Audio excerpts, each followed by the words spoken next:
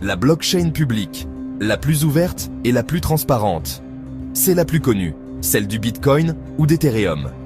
Ici, tout le monde peut participer, lire, écrire, vérifier les transactions. C'est un réseau totalement décentralisé, où la confiance repose sur les mathématiques et non sur une autorité centrale. Transparente, sécurisée, mais parfois lente et coûteuse, la blockchain publique est le cœur battant des cryptos. C'est elle qui incarne la philosophie même du Web 3. Liberté, transparence et autonomie. 2. La blockchain privée, le contrôle au service des entreprises. À l'inverse, la blockchain privée est fermée. Ici, seul un groupe restreint d'acteurs a le droit de valider les transactions. C'est souvent utilisé par les entreprises ou les banques pour gérer leurs données internes, leurs échanges ou leurs contrats. Elle offre plus de vitesse et de confidentialité, mais au prix d'une centralisation plus forte. C'est la blockchain de la performance, pas forcément celle de la liberté. 3. La blockchain hybride, le meilleur des deux mondes. La blockchain hybride combine les deux modèles, une partie publique, une partie privée.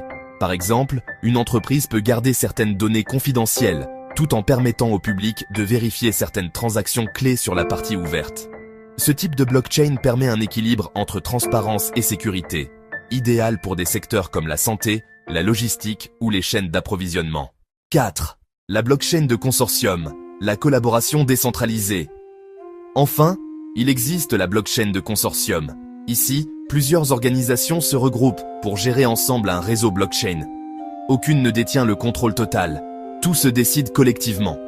C'est une approche très utilisée par les banques, les institutions financières ou les grandes industries, où la confiance mutuelle est essentielle, mais où la vitesse et la gouvernance partagée restent prioritaires. Chaque type de blockchain a un rôle précis dans l'écosystème.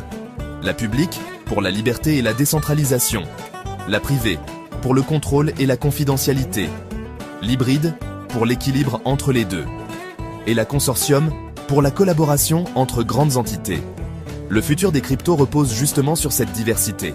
Comprendre ces différentes structures, c'est comprendre comment le monde de demain s'organise.